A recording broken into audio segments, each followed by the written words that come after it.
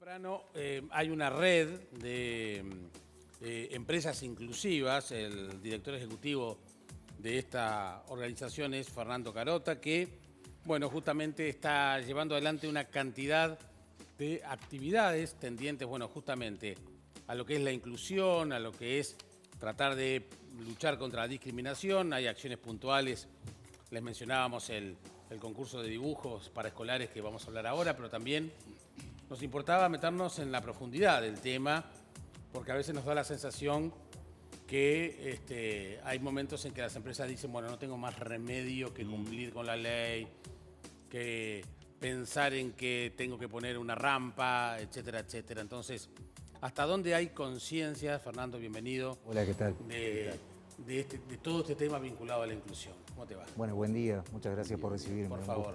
Un gusto estar por aquí. Yo creo que cada vez hay más conciencia. Ha cambiado mucho la sociedad. Creo que ha avanzado y ha avanzado también el sector empresarial. Y creo que también hay un entendimiento de que esto, si no es a través de un trabajo en red y que de alguna forma convoque a todas las partes y articule a todas las partes, esto no va a ser posible cambiar un poco la realidad que por ahí planteabas hace algunos minutos. Por tanto, la celebración, digamos, de la creación de esta red que se creó en plena pandemia fue en mayo del año pasado y que, como bien tú decías, viene desarrollando ya hoy 7 proyectos. Concretamente nos convocaron para charlar de este concurso de dibujo, pero hay 6 más. Claramente el foco de esta red está puesto en la promoción del empleo para las personas con discapacidad, en mover esa aguja de la empleabilidad. Donde además hay una ley que obliga, por ejemplo, a las empresas públicas a tener un 4% de personas con discapacidad, y es el propio Estado que no cumple con la propia ley. O sea, para empezar, es el propio Estado que no cumple. Y es histórico, no es de ahora, no es de ayer, siempre ha sido así. Es una ley que ya tiene varios años. El otro día se conoció en algún evento que hubo público la cifra en la cual se dice que el cupo, digamos, de personas con discapacidad incluidas en el Estado no llega al 1%. Bueno, ahí tenés. La ley marca el 4%, y hay otra ley que es más posterior, que cumple ahora 4 años, que es la 19691, que prevé también el mismo porcentaje actualmente para la administración privada, para las empresas privadas. En ninguno de los dos casos, convengamos, se cumple, pero... ¿Y quién fiscaliza esas cosas, en teoría? Le corresponde a la Inspección General de Trabajo, el Ministerio de Trabajo y Seguridad Social. Claramente, en el caso de los privados, la ley vino un tiempo antes de la pandemia y claramente la pandemia frenó una serie de cosas. Pero yo lo que destaco es que nosotros tenemos en la red más de cerca de 26 organizaciones, algunas de ellas públicas, otras privadas la mayoría, pero muchas de ellas venían ya trabajando en este tema. Tenemos una empresa que hace 20 años, es decir, no existía ninguna ley ni ningún atisbo de nada, y hace 20 años que viene incluyendo personas con discapacidad en sus empresas. Es un grupo empresarial bastante importante. Por tanto, yo creo que conciencia hay. Mucha gente, es cierto, sí, que de alguna forma la ley lo lleva a tener que cumplir y a partir de ahí empieza a ver cómo generar ese proceso que nosotros le llamamos de transformación cultural. Pero hay muchas organizaciones que, más allá del tema de la ley, piensan en este tema y tratan de incluir personas con discapacidad. Cuando hablamos de empresas inclusivas, hablamos no solo de integrar personas a su plantilla, sino también de lo que son las instalaciones, ¿no? Ahora cada vez más estamos viendo que se piensa en una rampa, en un baño para discapacitados, en fin. Como que también hay distintos aspectos vinculados a todo este tema, ¿no? Supongo que también agregando a eso el tipo de tarea también a realizar, porque si no, no es decir, tomo una persona con una discapacidad y la tengo en un rincón sin hacer nada, por decir, cumplo con la cuota por más que tenga accesibilidad, sino también que se sienta útil en el desempeño de la tarea. Totalmente. ¿No? Ahí está el tema de la adaptación del puesto de trabajo para esa persona, y en lo que tú decías, cosas que a veces son básicas, pero nosotros tenemos empresas que hoy están trabajando, por ejemplo, en la accesibilidad de la web.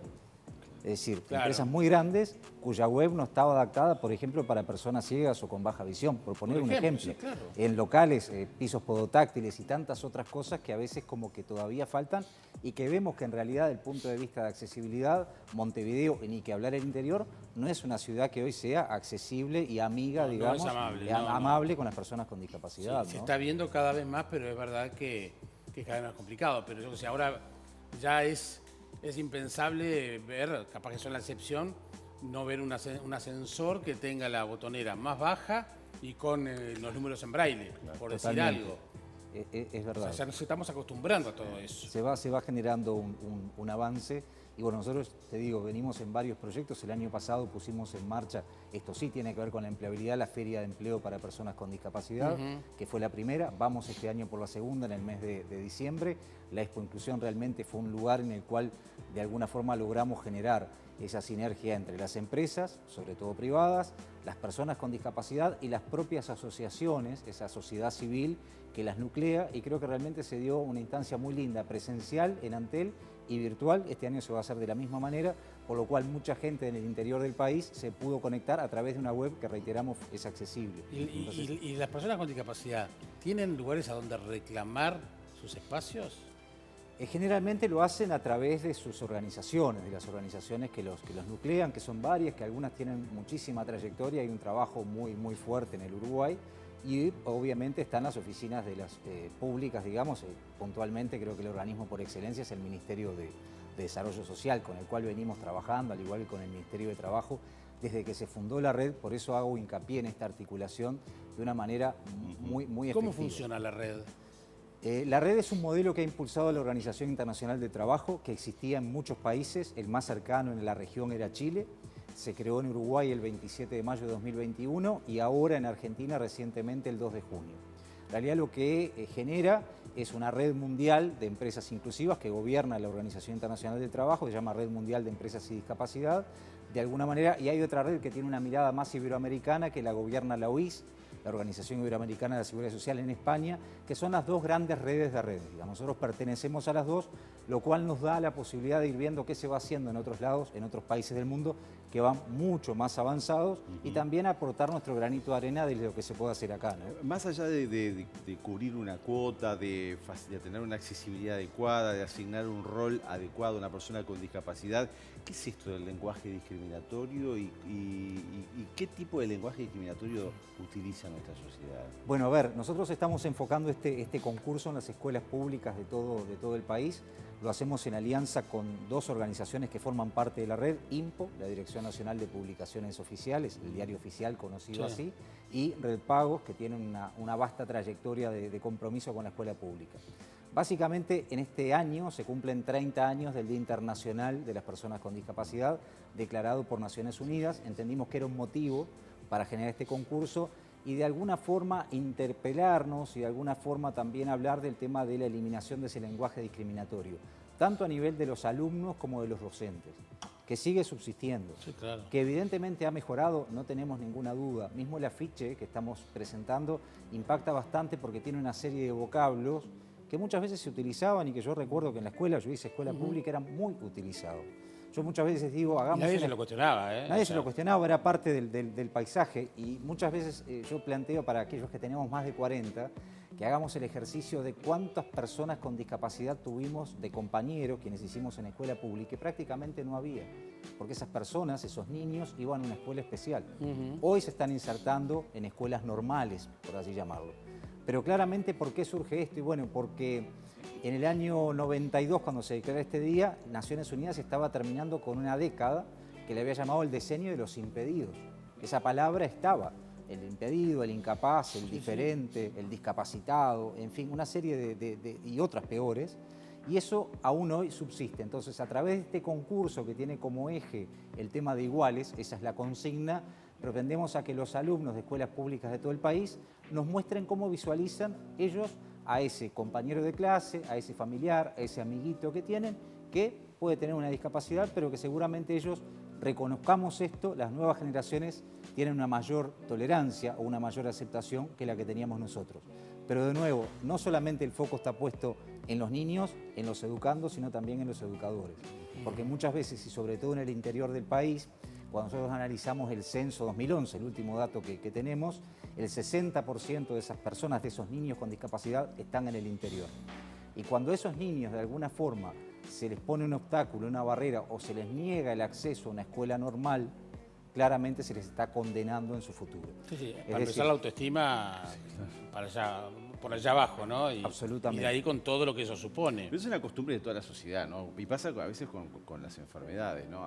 Fulano es diabético, fulano es hipertenso, fulano no. Fulano Como si tiene fuera nombre y estigma. apellido y tiene diabetes o tiene hipertensión.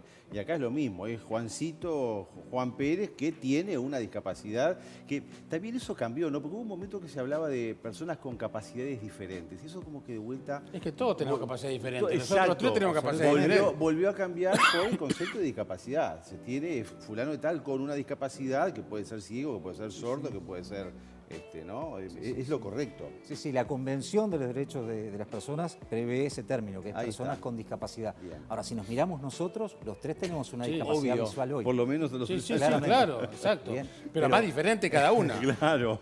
Absolutamente, pero había un mundo de mucha etiqueta. Entonces, bueno, la idea es este concurso que va a ir hasta el 31 de octubre, que tenemos el gran honor de que nos hayas decidido y aceptado acompañar ahí gracias. en el jurado. Esto va a terminar con una entrega de premios el 25 de noviembre en la sede de INPO, ahí en 18 y Ejido.